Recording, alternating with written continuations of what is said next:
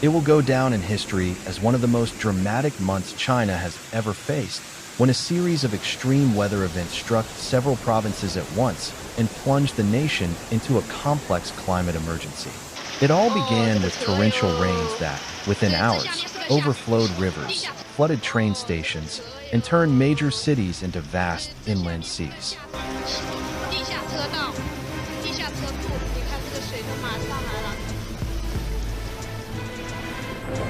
In the coastal province of Fujian, the city of Fuzhou was hit by a sudden flash flood that swept away hundreds of cars.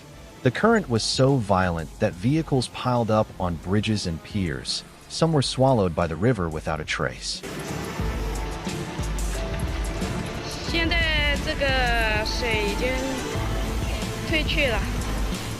Among the victims was a resident who spent more than 3 hours searching for his car.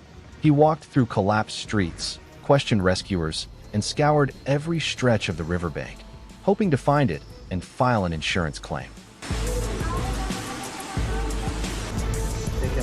By the end of the day, he still had no leads, a stark measure of the disaster's scale. Hundreds of miles to the west, in Hunan province, the city of Nanshan was virtually wiped off the map after the heaviest rainfall in decades. In barely an hour, the water rose to chest height, forcing residents to grope their way through floating cars and ruined merchandise.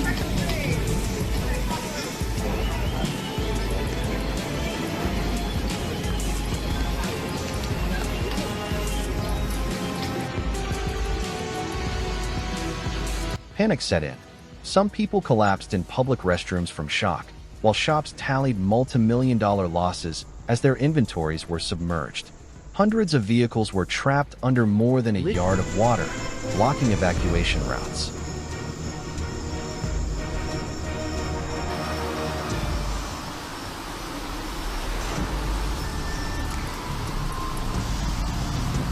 A similar scene, with its own nuances, unfolded next door in Zhejiang. On June 13th, Li Shui endured a historic deluge. The Nanshan weather station recorded 107.2 millimeters, over 4 inches, in just 1 hour, and more than 50 stations topped 100 millimeters for the day.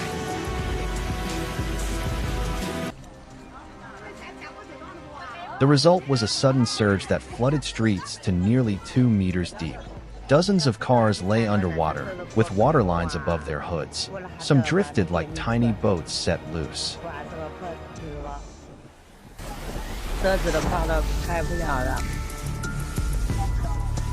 The most dramatic images came from Li Shui's high-speed rail station, where the basement turned into a torrent and a vehicle blocked the main entrance.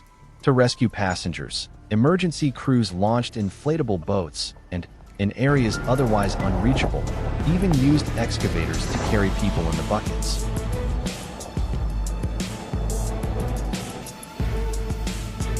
Although authorities immediately triggered a Level 3 flood response and a Level 4 geological disaster response, local residents insist the tragedy was 30% natural, 70% man-made. Their grievance, a dredging project on the Yijinki River that, they say, clogged channels and delayed drainage.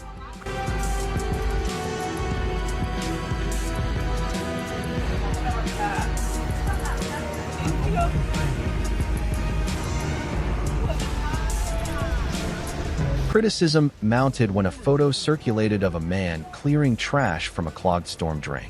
Meanwhile, in the ancient village of Shuidong, landslides blocked rural roads and paralyzed the plum harvest, vital to the local economy.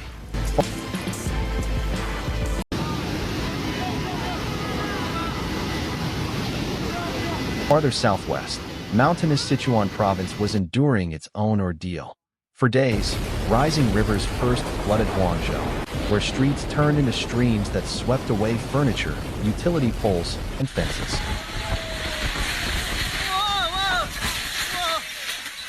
In Yuping district, power outages cascaded after a tree felled high-voltage lines. Other towns, such as Zhaodong and Shenyun, also went dark. Waterlogged soil heightened the risk of landslides, and a collapse near a school blocked the main road.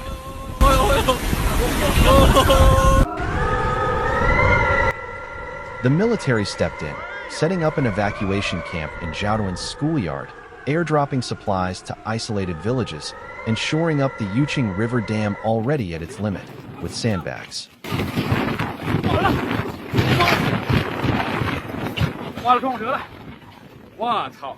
Even so, roads were undermined and some bridges deemed unsafe. Specialists warned water levels would drop only once the cyclone driving the rains moved away, likely the following Wednesday. San Diego, in Hab Province, fared no better. On June 12th, the city nestled at the foot of the Ain Mountains was pummeled by torrential rain, followed by golf ball-size hail. The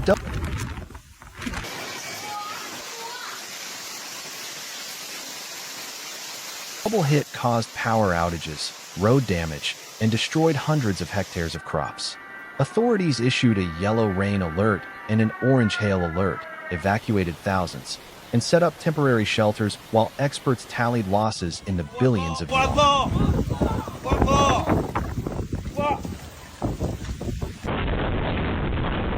In response, the local government earmarked funds to rebuild bridges and drainage systems and compensate farmers. Scientists stressed that this extreme event highlights the growing impact of climate change on northern China's weather patterns. To the east, Shandong province faced a different but equally devastating threat. Gusts exceeding Beaufort Force 15 ripped off facades, snapped cranes, and overturned trucks. In Xinzhou, an 18-year-old worker, Zhang Yongxiang, was literally lifted by the wind and thrown several yards, miraculously escaping with minor injuries. Social media flooded with videos of windows shattering, scooters flying, and chunks of concrete crashing onto sidewalks. Authorities warned these winds were just a prelude to a possible typhoon forming over the East China Sea. Meanwhile,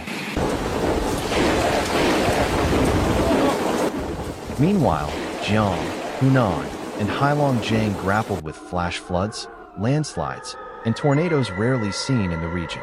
Collapsed drainage systems, transformers set ablaze by lightning, and mass evacuations painted a nationwide emergency.